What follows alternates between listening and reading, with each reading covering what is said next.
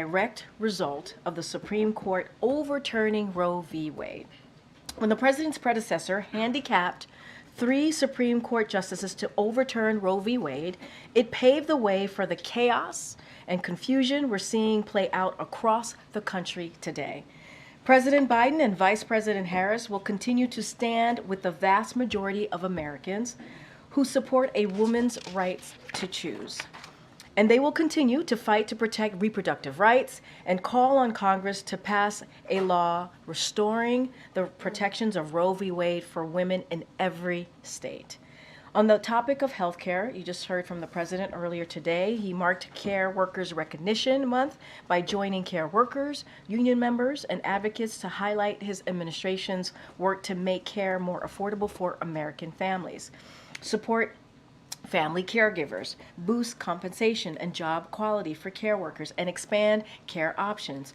Through the first ever Care EO signed by President Biden just last year, as well as through the American Rescue Plan and the CHIPS and Science Act, the Biden-Harris administration is marking transformational investment in child care, home care, paid family and medical leave, and tax cuts for workers and families. And the president's plan would pay for these investments in working families by making billionaires and the biggest corporations pay their fair share.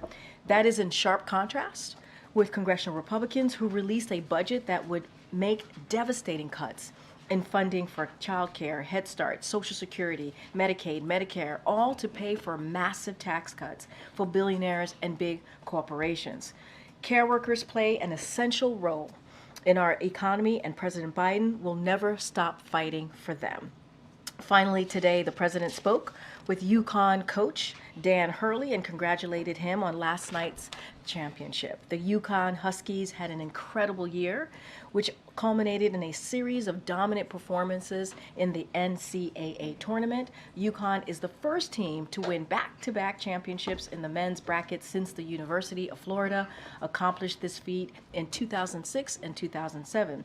We also congratulated Coach Dawn Staley and the University of South Carolina on their undefeated season and national championship. The women's tournament featured fantastic games and generated record ratings. It was really a March Madness to remember. We congratulate the University of South Carolina, UConn, and the athletes on their victories. With that, as you can see, we have the National Security Advisor, Jake Sullivan, who's here to speak about the Japan state visit that's happening starting today, and also talk about the developments around the world. Jake? I know you're like much taller. Thanks, Karine.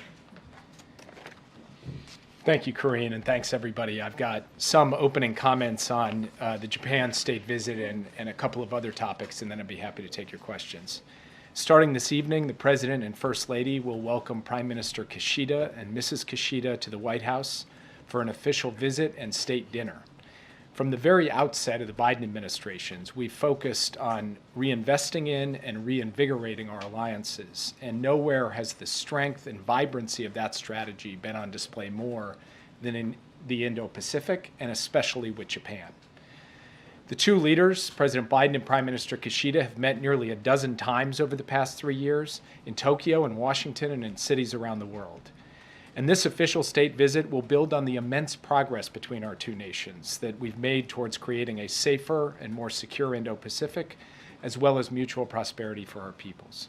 Over the course of the visit, the President and the Prime Minister will highlight the high ambition of our alliance.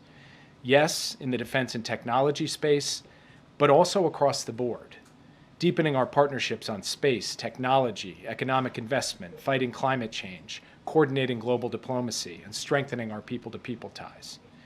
I'll briefly touch on some of what you can expect the two leaders to announce. They will announce measures to enhance our defense and security cooperation, to enable greater coordination and integration of our forces, and ensure that they're optimally postured and linked to other like-minded partners. There will be major deliverables on space as we lead the way on space exploration and returning to the moon.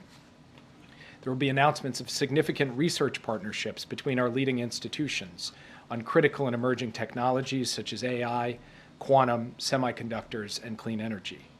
All of this will strengthen our economic ties and economic security as we announce significant commercial deals as part of the state visit. Japan is one of the largest providers of economic assistance and budget support to Ukraine, one of the largest investors in development and infrastructure in Southeast Asia and the Pacific Islands. And this visit will highlight Japan's continued role in global diplomacy and development and the coordination that the U.S. and Japan have together with significant deliverables on global assistance and investment both inside and outside the Indo-Pacific. And we'll also announce new initiatives to further foster our cultural connections and promote ties between current changemakers and future generations of leaders. Following the important visit that Prime Minister Kishida is initiating this evening and that will carry through tomorrow, President Biden will welcome President Marcos of the Philippines to the White House on Thursday for his second bilateral meeting at the White House in as many years. President Biden will also host the first ever trilateral leaders summit between the United States, Japan, and the Philippines. The U.S., Japan, and the Philippines are three closely aligned maritime democracies with increasingly convergent strategic objectives and interests. Just this past week, our three countries and Australia held joint naval drills in the South China Sea. When I met with my Japanese and Filipino counterparts in Tokyo last June, we agreed to enhance our nation's trilateral partnership, and this week is a culmination of months of effort since that meeting in Tokyo last June. The three leaders will announce new initiatives to enhance energy security, economic and maritime cooperation, partnerships on technology and cybersecurity, and joint investments in critical infrastructure. And with this first ever Leaders Trilateral, we're continuing to deepen our cooperation with our closest partners to ensure what we've talked about many times from this podium and elsewhere, a free, open, and prosperous Indo-Pacific. Over the past 3 years, the President has achieved historic breakthroughs across the region, across the Indo-Pacific. He's launched AUKUS, elevated the Quad, brought the U.S.-Japan ROK Trilateral to new heights, upgraded relations with ASEAN, Vietnam, and Indonesia, and hosted 2 Pacific Island summits and 1 ASEAN summit here at the White House.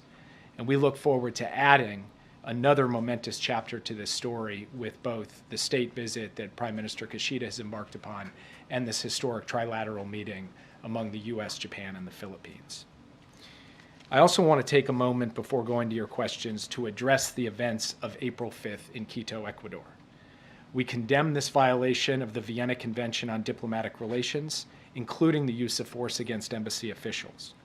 We've reviewed the security camera footage from the Mexican embassy and believe these actions were wrong. The Ecuadorian government disregarded its obligations under international law as a host state to respect the inviolability of diplomatic missions and jeopardized the foundation of basic diplomatic norms and relationships. We've asked Ecuador to work with Mexico to find a resolution to this diplomatic dispute, and to that end, we welcome the Organization of American States Permanent Council meeting this week to help reach a peaceful diplomatic solution. Finally, let me say something on an important issue that's moving through the House this week, reauthorization of 702 of FISA. The administration strongly supports the bipartisan bill, whose text is now with the Rules Committee, to reauthorize this essential intelligence authority and other FISA provisions before they would expire on April 19th. If we lost 702, we would lose vital insight into precisely the threats Americans expect us in government to identify and counter. Terrorist threats to the homeland, fentanyl supply chains bringing deadly drugs into American communities, hostile governments' recruitment of spies in our midst, transnational repression by authoritarian regimes, penetrations of our critical infrastructure, adversaries' attempts to illicitly acquire sensitive dual-use and military commodities and technology, ransomware attacks against major American companies and nonprofits, Russian war crimes, and more. So to protect the American people, we need to maintain this vital collection authority while strengthening its protective guardrails with the most robust set of reforms ever included in legislation to reauthorize Section 702. And this bill does that.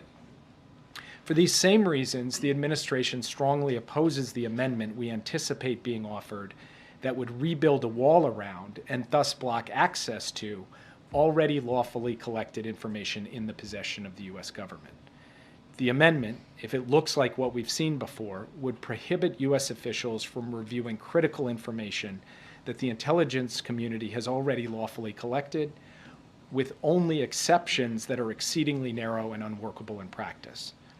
Our intelligence, defense, and public safety communities are united. The extensive harms of this proposal simply cannot be mitigated, and so the administration strongly opposes the amendment. But we strongly support the underlying bipartisan bill whose text is now with the Rules Committee. With that, I would be happy to take your questions. Yeah. The White House is still reserving judgment on the IDF report on the killing of the World Central Kitchen aid workers. Why? Why is this review taking so long? Well, first, that report just came out last week, and what I have done is asked an interagency team of experts who actually have knowledge of the humanitarian, operational, other elements of this to look at the circumstances, to look at the findings of the report, and then to come up with some judgments as a result of that. This isn't a formal process, it's an informal review, and as we gain some judgments from that, we'll be prepared to share them with you, but that process is underway now. How long is it going to take? I can't tell you exactly how long it's going to take. Yep. Jay, could you update us where things stand on the latest hostage negotiations? Is any real progress being made? I think Hamas rejected the latest proposal. Are both sides making the kind of concessions that are going to be necessary? As you know, Bill Burns was in Cairo on Sunday. There was a marathon session that went late into the night among the United States, Israel, Qatar, and Egypt. Qatar and Egypt, of course, were communicating with Hamas through this process. And we have seen Israel take some steps forward in terms of what they're putting on the table. And of course, we've seen the public statements from Hamas that have been, shall we say, less than encouraging. But I spoke with the Prime Minister of Qatar, Sheikh Mohammed, this morning. He does not yet have an answer from Hamas. I pressed him to try to secure an answer from them as soon as possible. And when we have more to report on that front, we will report it to you. Yeah. Two things. Prime Minister Netanyahu says he has a date for the Rafah operation. Will the administration take any action or restrict military support for Israel if Netanyahu moves forward on Rafah? If he has a date, he hasn't shared it with us, so I've seen his public comments, but I have nothing more on that front. I'm not going to comment on hypotheticals, but I will state here what I stated the last time I stood at this podium, which is that the United States does not believe that a massive ground invasion of Rafah, where 1.3 or more million people are sheltering, having been pushed out of other parts of Gaza that are now destroyed, into the area where humanitarian assistance comes in. This is not the best way forward. There are better ways to go after Hamas and Rafah. We presented those ways to our Israeli counterparts in a session we held last week. There have been ongoing technical talks between our teams since then, and I anticipate we'll have another opportunity at senior levels to engage them in Rafah, and that conversation will stay ongoing. And then we will make determinations about how we proceed based on how those conversations unfold. Yeah.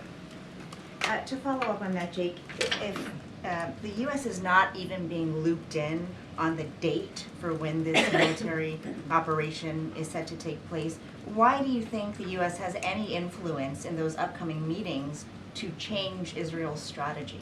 First of all, when you talk about looped in, the Prime Minister makes public statements.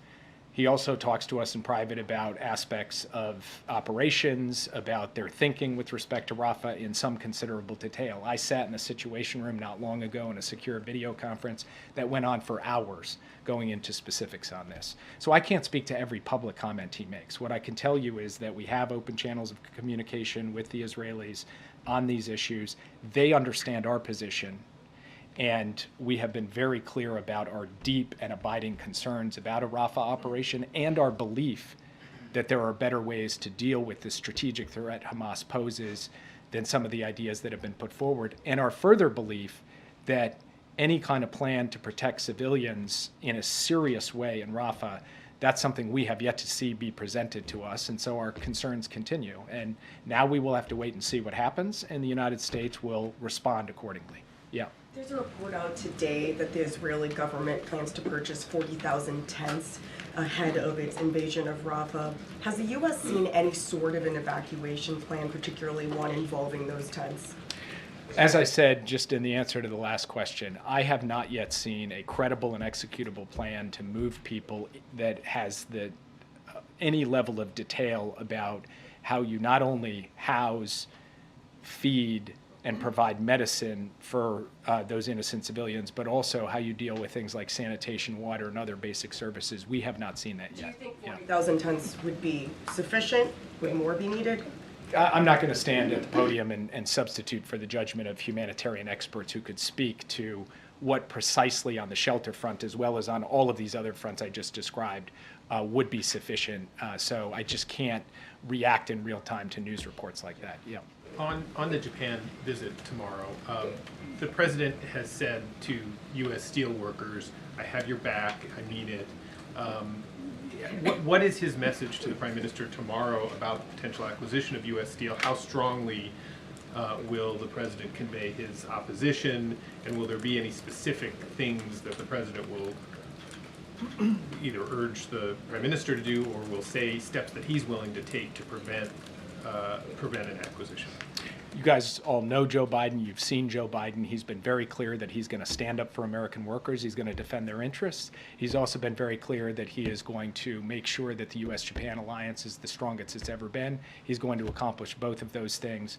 That's what he has set out to do as president. That's what he'll continue to do. And I won't comment further on the specifics of diplomatic conversations between the two leaders. Yeah. Jay, can you give us a better understanding? What is the U.S.'s assessment of the troop withdrawal we've seen by the Israelis recently from Gaza? Is this in response to pressure from the United States? Was there any commitment made to the U.S. there? Is this a way of trying to advance negotiations with Hamas? And do you view this as a change in the way Israel is prosecuting its war there?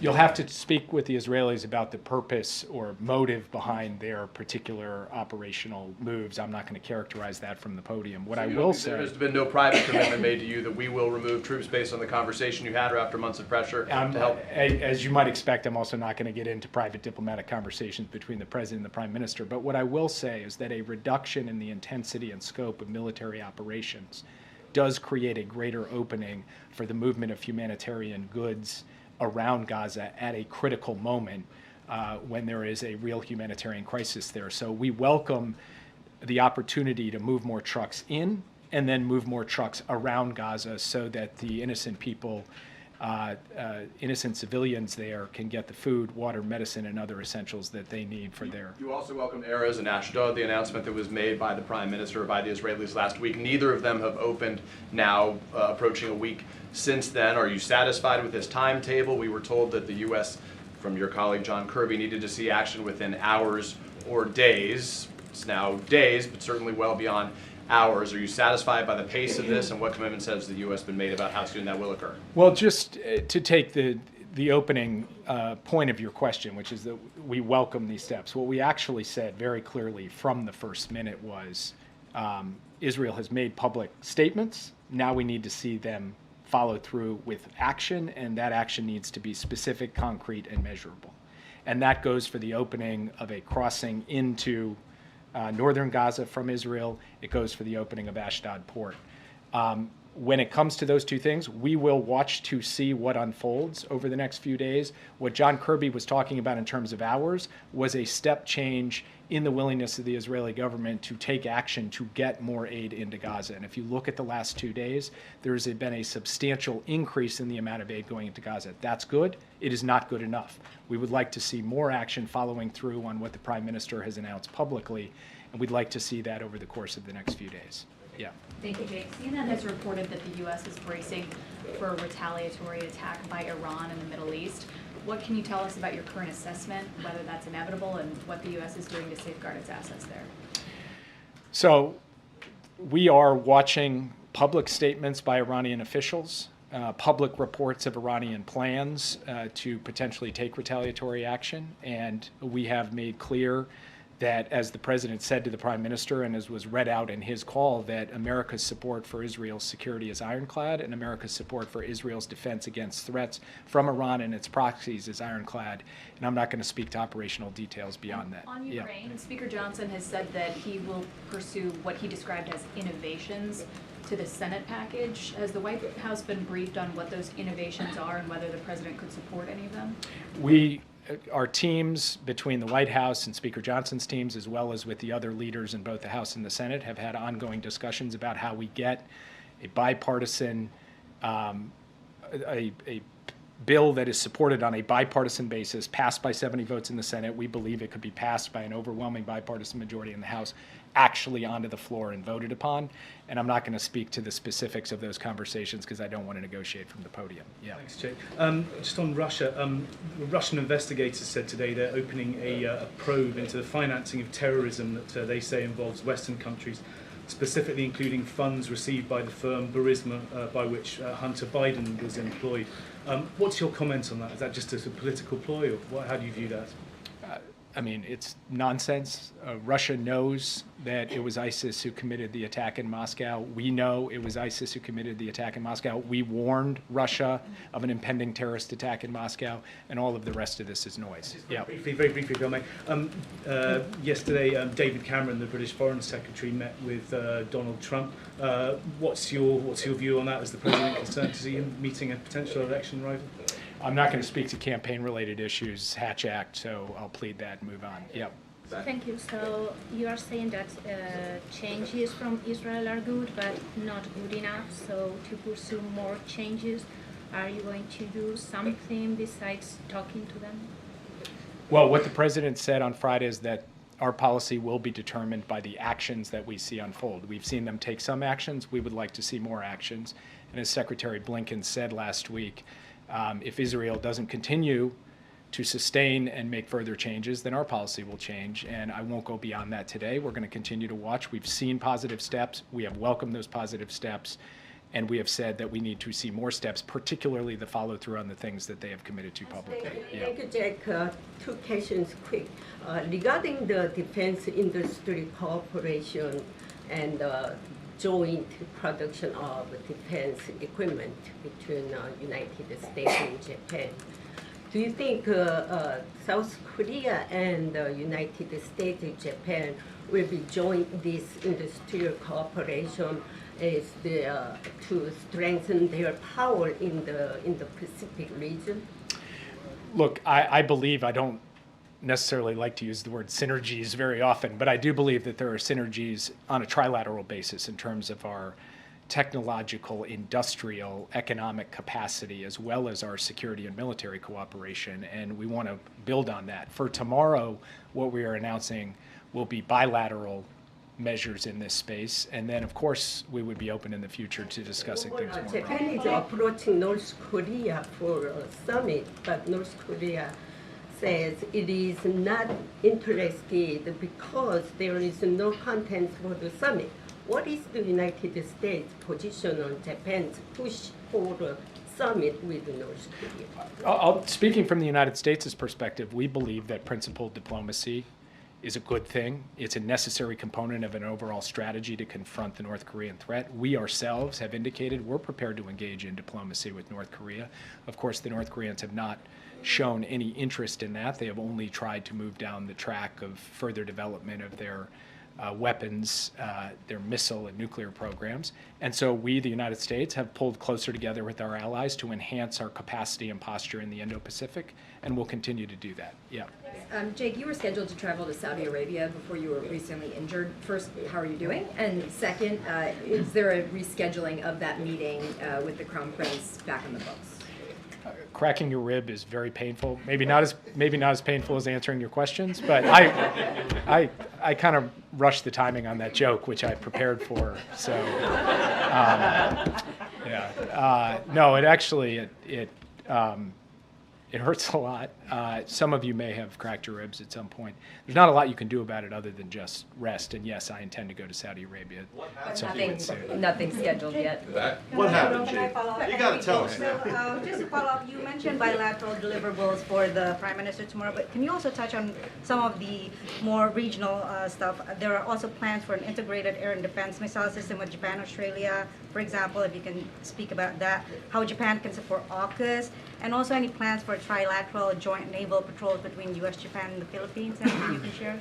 Well, first of all, in the naval patrols, we just saw trilateral plus Australia, a new form of quadrilateral joint naval patrols last week, so you can expect to see more of that in the future. With respect to AUKUS, there was an AUKUS defense ministerial yesterday with a statement that came out of it that indicated what we've been saying for quite some time, which is that under Pillar 2 of AUKUS, which is the advanced technology pillar, we're prepared to work with additional partners beyond the three of us where they can bring capabilities. And Japan is one of the countries that could very well bring capabilities to that. So we will explore partnership with Japan under Pillar 2 of AUKUS as well as other partners. So is the approach broadly, I mean, if we look at this, it's kind of like what you guys have been trying to do in the Middle East against Iran, this this integrated missile air defense system. So is the president's ultimate vision ultimately an air and also naval network of alliances against Iran in the Middle East and then China in the Indo-Pacific? Is that where he's That going? is not how I would characterize it. The president has said that his alliances are not designed against, they're designed for. They're designed for a free and open Indo-Pacific, for peace and stability in the Indo-Pacific, and frankly, the American alliance system has helped bring peace and stability to the Indo-Pacific for decades, and now we need to update and upgrade that alliance network for the modern age. And that includes also reaching out to partners who are not traditional treaty allies of the United States, who have a key role to play in ensuring that the Indo-Pacific remains free, open, prosperous, and secure. So that's how we're looking at things across the region. And by the way, it goes way beyond security. It's economics, it's technology, it's infrastructure development, and it's diplomacy. And that's all going to be on display in the meeting with the Prime Minister, and it's all going to be on display in the trilateral meeting among President Marcos, Prime Minister Kishida, and President Biden. Yeah. On Gaza, please, Jake, if I may. Tomorrow is the end of Ramadan. The president originally said that the goal was a ceasefire before Ramadan. Tomorrow is the end of Ramadan. What does that say about the president's ability to bring about peace? Well, I think it says more about the fact that you have a party, Hamas, who is holding innocent people, that it took hostage a long time ago. Doesn't get a lot of attention, unfortunately, in the commentary, and I've said that from the podium before.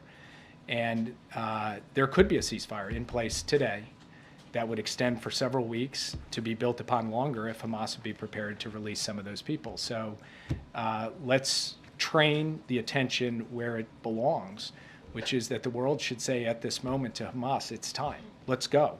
Let's get that ceasefire. We're ready.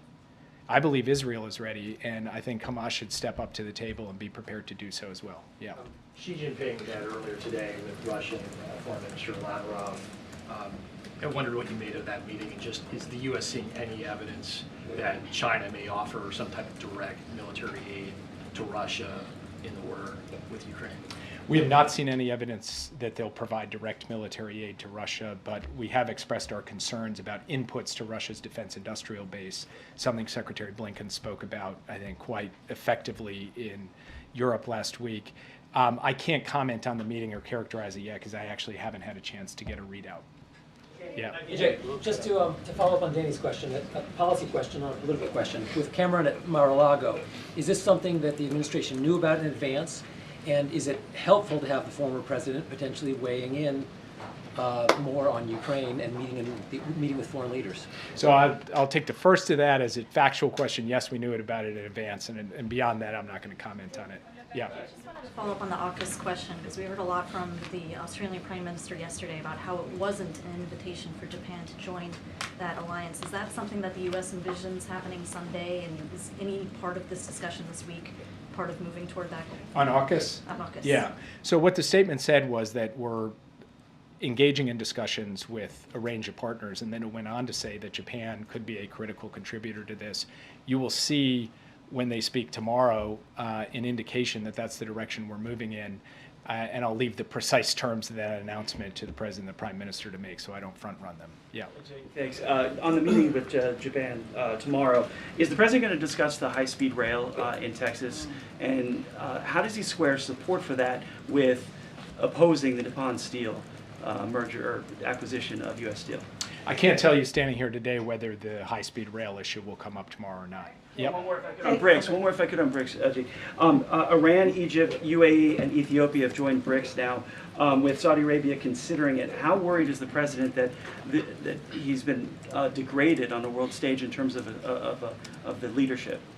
Well, if you look at what's happened with NATO, we've made NATO larger than ever. If you look at what's just happening this week, a historic trilateral with the U.S., Japan, and the Philippines, if you look across the Indo-Pacific at how we've upgraded our relations, not just with traditional allies, but with the likes of Vietnam, Indonesia, ASEAN as a whole, If you look at the fact that next month the president will welcome the president of Kenya for a state visit here, a historic moment, one of the few times that a president has welcomed an African leader. If you look at the fact that twice he's hosted all of the leaders of the Pacific Islands, that he's hosted all of the leaders of Africa at a summit in the United States, that the United States has increased its investments in the infrastructure, physical, digital, energy infrastructure in the Americas, in Africa, and Southeast Asia and beyond. The partnership between the U.S. and India, a country in BRICS, has gone to new heights with an engagement across technology and and security and so many other dimensions. I think if you look at the U.S. role and standing in its relationships across the key regions of the world, we feel very good about where we are. Yeah. All right, so Jake, really quick, I just need an update on immigration and the funding for Haiti. The immigration piece, is there going to be some kind of temporary movement to allow Haitians, as they are dealing with war, assassination of the president, democracy is pretty much gone. They're in tyranny from coordinated militia there.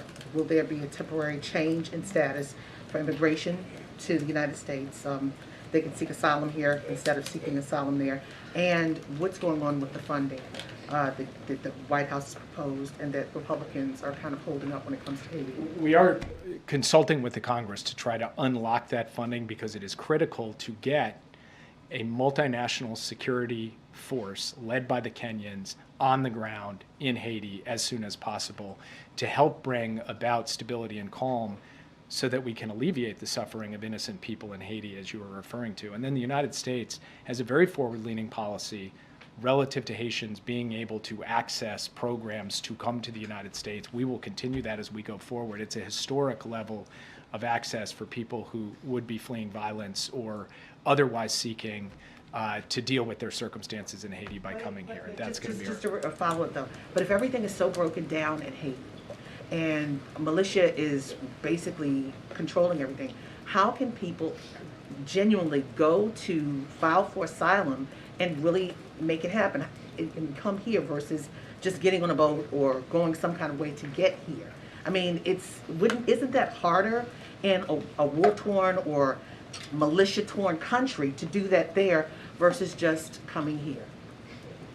I'm not sure I entirely understand the question, but the root of all of this, of people's ability to operate freely in their country or choose where they're going to go from their country, is security and stability. And the United States is leading a global effort to try to help restore stability and calm to Haiti through a multinational force.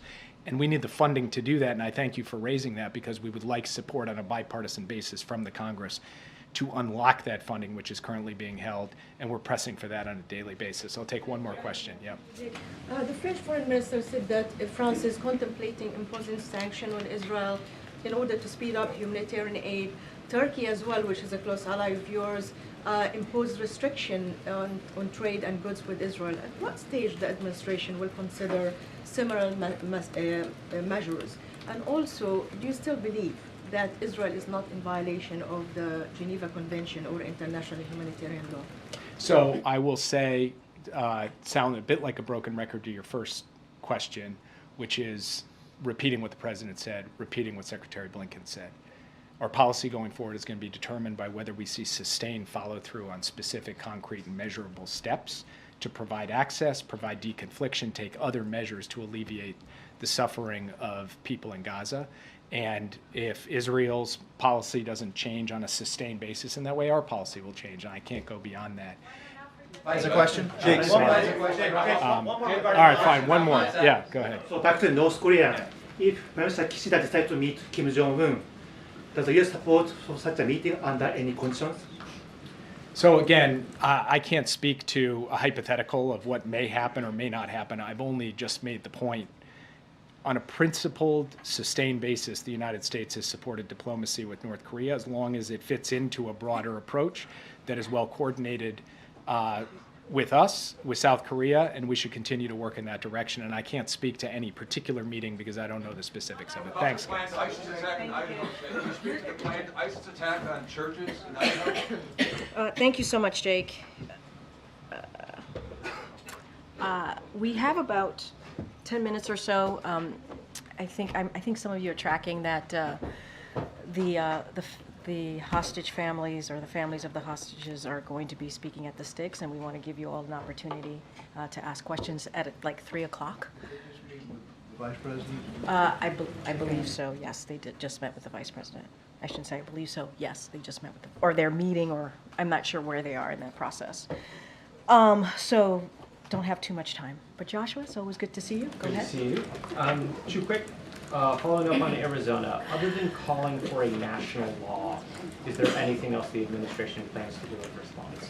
I mean, I think we've been very vocal here, right? We've been very straightforward. I don't know how more vocal and leaning into where we stand on this, which is with the majority of Americans. We believe and been very clear, the president, the vice president, this administration, that we have to make sure that there is, when it comes to reproductive freedom, that it is available to all, to women, millions of women right now who are put in a incredibly difficult situation. You all have written about the stories. You've all heard the stories about what women have to go to now because of these restrictive, extreme restrictive bills that we have seen, laws that we have seen across the country. So we're going to keep the issue of reproductive freedom at the forefront. That's what we're going to do. We're going to continue to call it out. It is causing chaos. What we saw this former president do in making sure that there were Supreme Court justices that he appointed obviously to the Supreme Court that overturned Roe v. Wade because of the Dobbs decision. And, it's created some awful stories, some chaos, as I just mentioned, and so we're going to continue to put that out at the forefront. We believe that women's lives are at stake across the country, and we're just not going to stop speaking out. And obviously, we're going to ask Congress to legislate and make Roe v. Wade the law of the land, and that's something that we're going to continue to do. And then inflation's at 3.2%. It's higher than it was in January. Are there any concerns that the disinflation we saw last year is starting to stall out? So look, I'm going to say that this is a president that is doing everything that we can to fight inflation, right? To build an economy from the bottom up, middle out.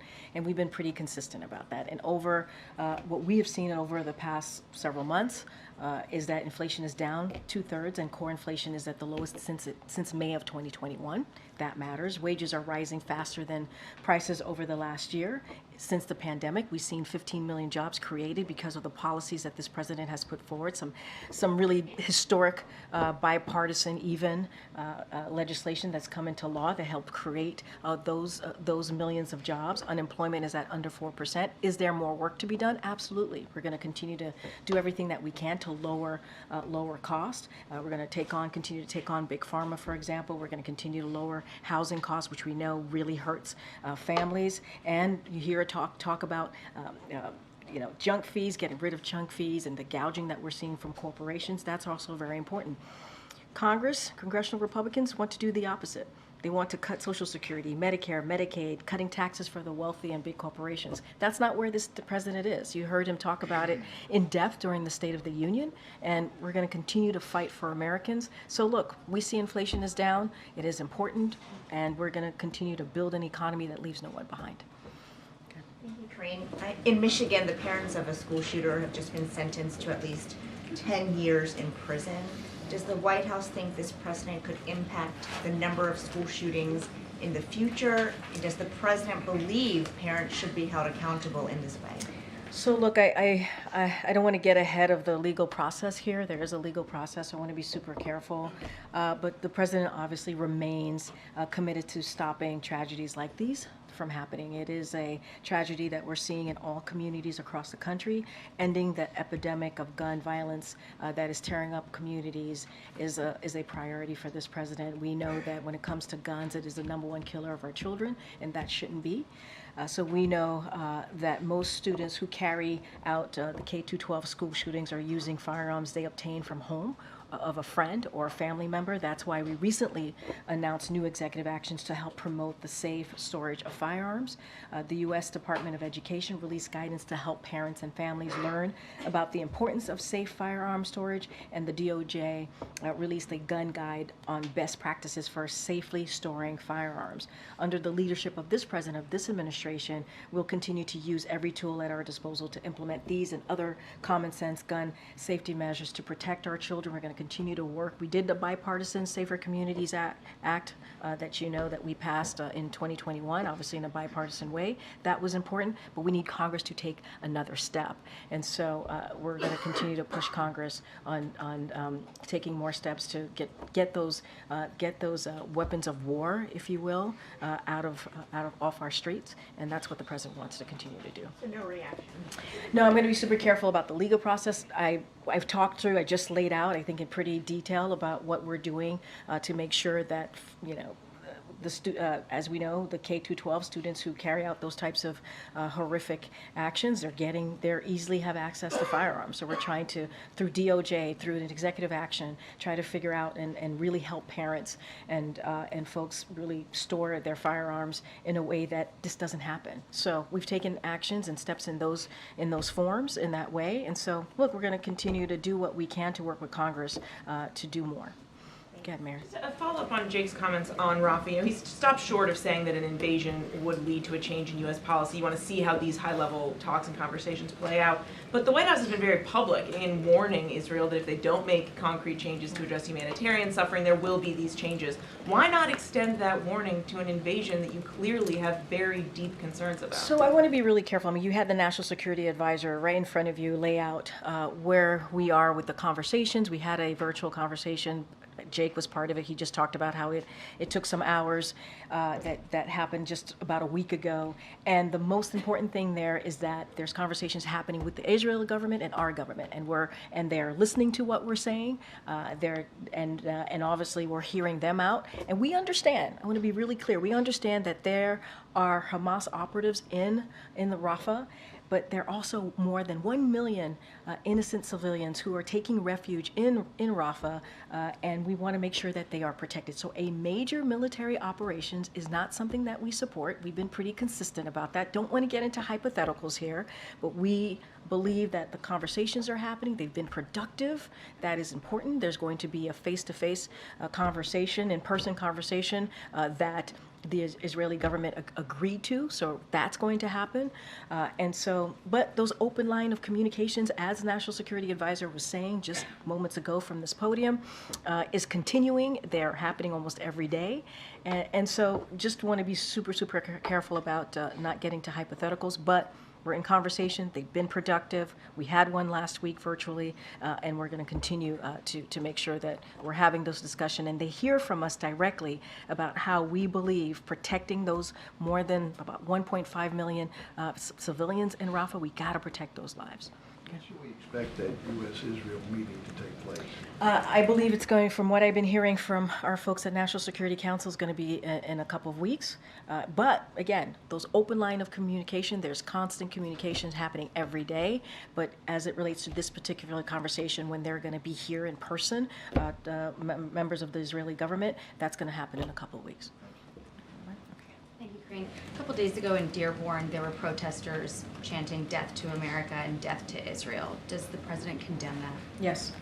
Is the president at all concerned that Dearborn is facing a risk of becoming a hotbed of any sort of homegrown threats? I don't have any intelligence to share with you on that. Obviously, that's something that we're always very vigilant about, but don't have any national intelligence to share with you.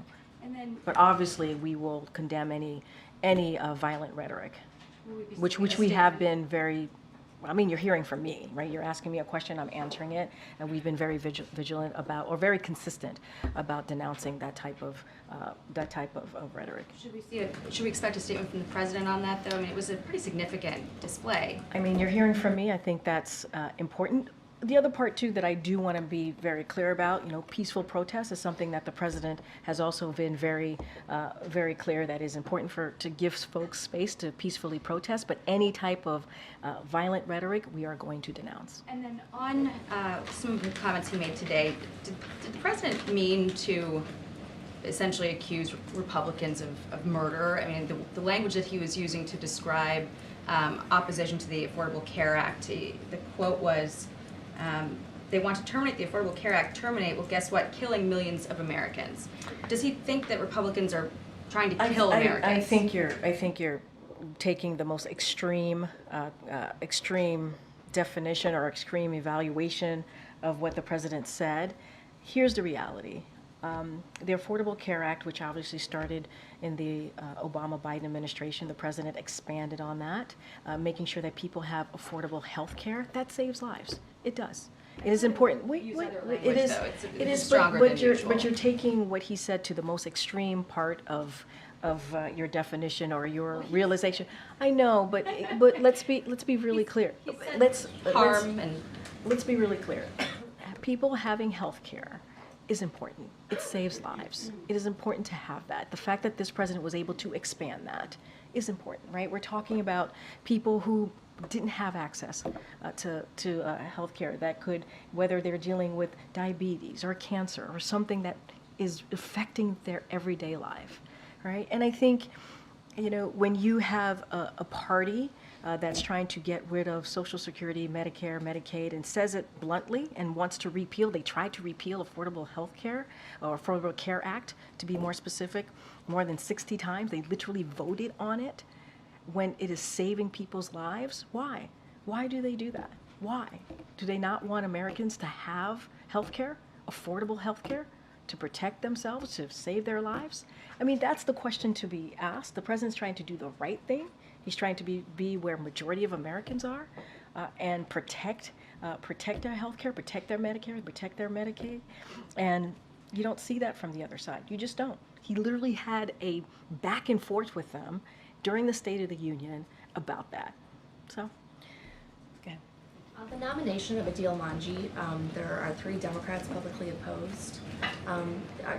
Does the administration feel like there are some winnable Republican votes here? And is the administration committed to filling this circuit court position by the end of the year, even if that means, moving on from Somebody's door. I don't know what's happening. A chime. Everything's okay here? It's windy. It's windy. It's actually warm. But to your question, I'm going to be, I'm not going to comment or respond to particular members.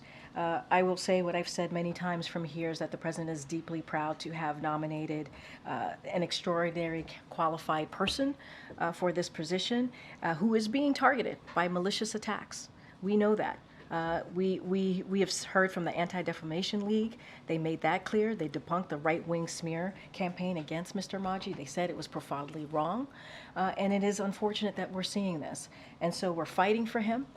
We are continuing to have conversations with members of Congress about this. We're committed to getting him through. This president believes that he's highly qualified and is proud to have nominated him to this position. We have one more question because we're running out. Go ahead, Brian. Thanks a lot, Karine. I wanted to ask about the Mayorkas impeachment. House Republicans are planning to send articles of impeachment to the Senate. What is the president's response to this, and has the president personally reached out to members of the Senate to talk about this? So the president spoke, I think, the last time they tried to do this and were unsuccessful. The president put out a statement and he said that history will not look kindly on House Republicans about this. It is a blatant act of unconstitutional partisanship. That's what the president has said. He continues to believe that. Look, the president was in Madison, Wisconsin yesterday. He talked about student loans. He talked about ways to give Americans a little bit more of breathing room, making sure that they can go after their dreams, right? Making sure that borrowers who have been really crunched by student loans has an opportunity to get out from that.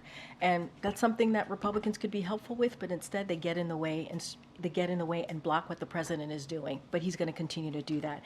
There is a national security supplemental that could go to the floor in the House that the speaker can put to the floor. We know it passed overwhelmingly. We know that it would protect our national security. It would help Ukraine, the brave people of Ukraine who are fighting for their democracy, help them. They are getting in the way of that. So look, there are ways. Let's not forget the bipartisan border deal, right? That the former president said to Republicans to reject that deal because it would help Joe Biden and hurt him. Who are they working for? Are they actually working for the constituents who put them into office? I mean, that's a question for them to have to answer. Majority of Americans, the things that I just listed out, majority of Americans want to see action. They want to see us work in a bipartisan way. We saw that coming out of the 2022 midterm election. They want to see us come together and get things done. So House Republicans need to stop playing politics. They need to stop being partisan about these issues that matter to majority of Americans and get to work.